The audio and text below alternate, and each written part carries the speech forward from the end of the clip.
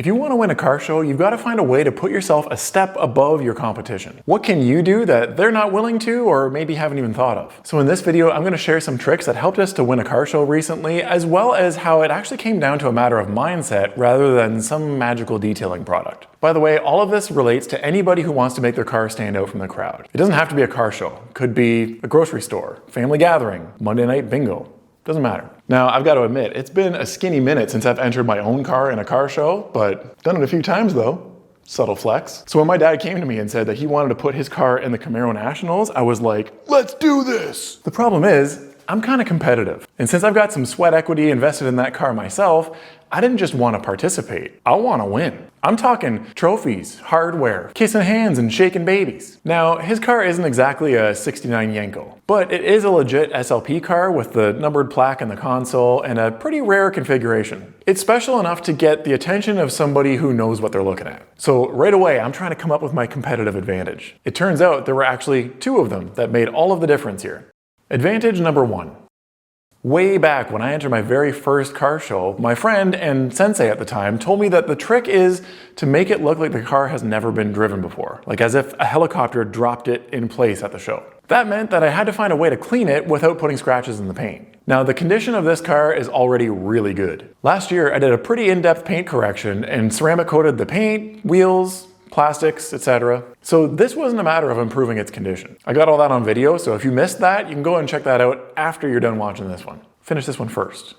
Help me out, will you? The problem was that the event was 2.5 hours away. And although my dad spent a few hours giving it a fresh wash the day before, it was bound to pick up some bugs and dirt on the drive. So I needed a way to wash it once we got there. While everybody else was swirling up their paint with their California dusters and their quick detailers, I was gonna wash it safely right there in its parking spot at the show, even though I didn't have access to a hose. Here's exactly what I packed in order to do that. A jug of water, some fluffy microfiber towels, and a crappy one for the wheels, a bucket, spray bottle, a rinseless wash. This is an older version of Optimum No Rinse. You can use whatever brand you want. They'll all do the job. And some tire dressing.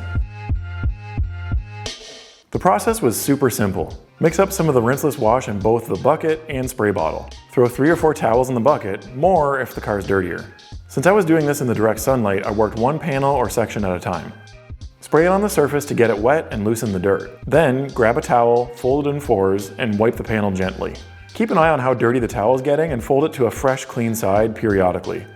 Once every side has been used, toss it aside and grab a fresh one. The nice thing about the rinseless wash is that even if the sun dries it, you can just spray it with your bottle to reactivate it without leaving any residue behind. It'll wipe right off, no problem. Keep a separate towel on hand to dry the panels off when you're done.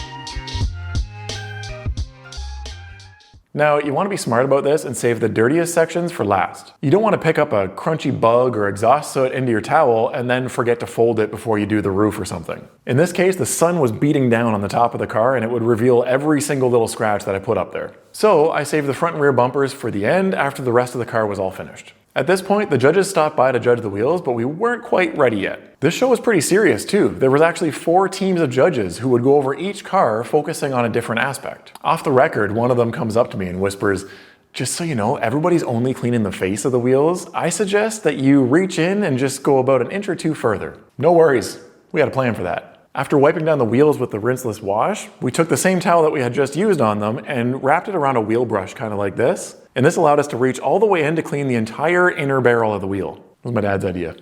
Smart guy.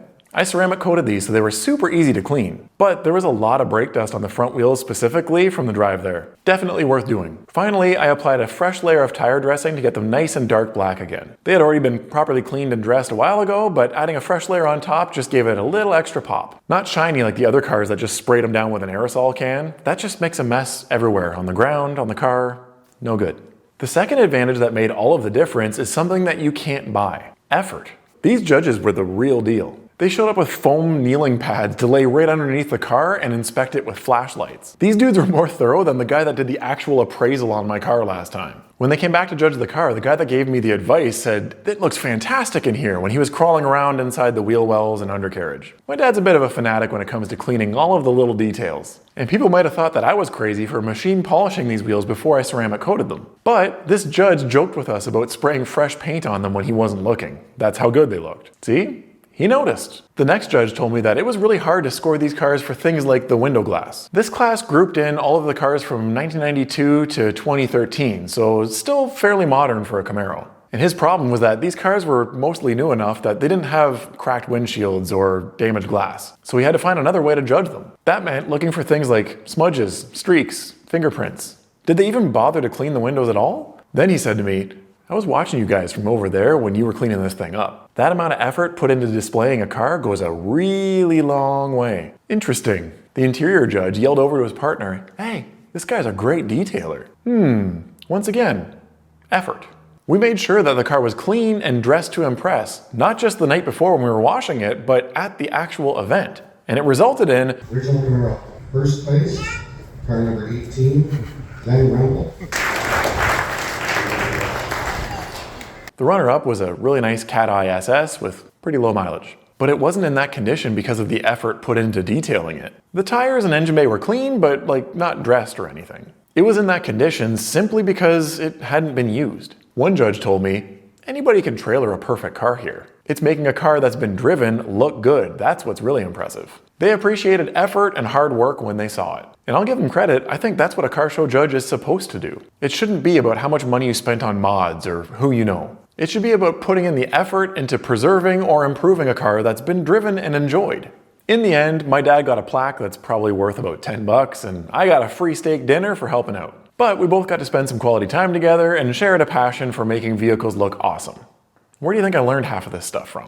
Can't put a price on that. So, what's the lesson here? Well, Optimum No Rinse didn't win this car show. Good detailing isn't about the products. The technique is what matters most, and even more than that is the knowledge to figure out what to do and when to do it. Problem solving. If you can gather as much knowledge as possible and combine that with some effort and attention to detail, your car will look amazing. Who cares what product has the best surfactants or the highest SiO2 content?